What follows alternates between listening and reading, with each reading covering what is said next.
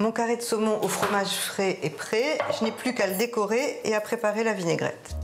À Montpellier, Corinne est artiste peintre. Pour ses tableaux comme pour sa cuisine, elle aime créer au gré de ses envies, même pour une simple vinaigrette. Alors là, je vais prendre un petit peu de ciboulette pour ma vinaigrette, quelques brins de menthe, Du gingembre, des herbes aromatiques, du vinaigre balsamique, de l'huile d'olive, du sel et du poivre.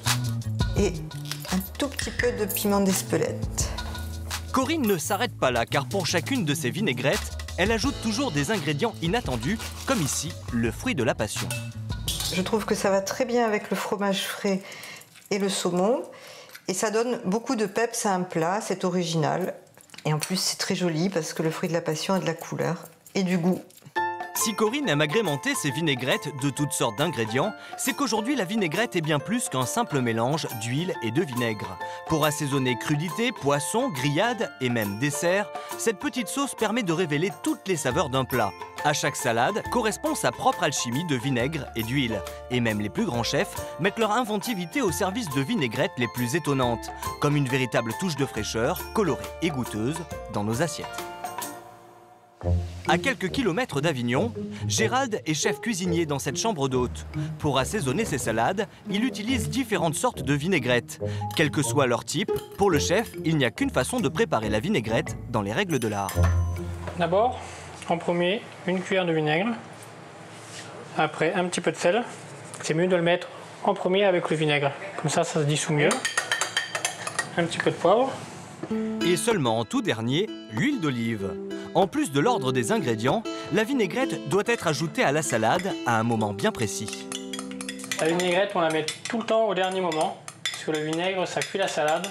Et après, elle est vraiment pas belle, elle est plus croquante. Donc, vraiment au dernier moment. Attention à ne pas avoir la main trop lourde sur la vinaigrette, car la facture calorique peut vite grimper.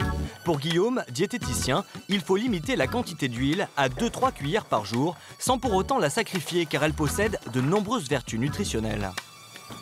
Certaines huiles contiennent des quantités importantes d'oméga 3 et d'oméga 6 qui sont des acides gras essentiels. Ça sert à lutter contre le vieillissement cellulaire, à prévenir les maladies cardiovasculaires et un rôle aussi anti-inflammatoire. Guillaume préconise l'huile de noix et de noisette, particulièrement riche en oméga 3.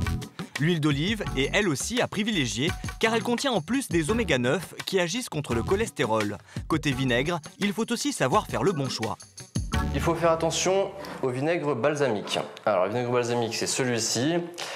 Ce vinaigre, bien qu'il soit très bon, est très calorique, car il contient du caramel, donc il est très sucré. Donc c'est un vinaigre qu'il faut utiliser avec modération, pas tous les jours. Il est à conseiller plutôt d'utiliser du vinaigre de cidre, qui en plus d'être peu calorique, contient des minéraux comme du calcium, du potassium et du fer. Pour donner du goût à ses salades et à ses plats sans se priver, il existe des vinaigrettes light. À Montpellier, nous avons proposé à Corinne, notre amatrice de vinaigrette, de se perfectionner avec Laurent Pourcel, un des plus grands chefs étoilés français. On a choisi de vous faire une vinaigrette à base de jus d'orange. Car on peut diminuer ainsi la quantité d'huile ou de vinaigre en les remplaçant par des jus d'agrumes. Avec cette astuce, une cuillère à soupe de vinaigrette aux agrumes représente environ 50 kcal, 2 fois moins qu'une vinaigrette classique. Je le passe pour enlever donc, la pulpe. Faire ensuite bouillir et réduire le jus d'orange à feu vif pendant 1 heure. Voilà ce qu'on obtient pour 1 litre de jus d'orange. Voilà. Versez la réduction d'orange dans un mixeur, ajoutez un filet d'huile d'olive, de l'huile de colza, du jus de citron pour l'acidité, et pour remplacer une partie de l'huile de la vinaigrette, un ingrédient tout simple. Je vais mettre un petit peu d'eau tiède. Et je retiendrai l'idée de l'eau chaude pour faire des vinaigrettes parce que ça, c'est très très intéressant. Vraiment, ça allège les vinaigrettes. Assaisonner de sel et de poivre et mixer le tout pour obtenir une vinaigrette fraîche et colorée, idéale sur un carpaccio de poisson. Quelques petites feuilles de coriandre. Quelques légumes croquants, et Corinne ne se fait pas prier pour déguster le plat. Ça va être délicieux. C'est l'heure du verdict. Cette vinaigrette citron-orange, elle est fabuleuse, vraiment. Là, je vais retenir la recette parce que vraiment, c'est très très bon.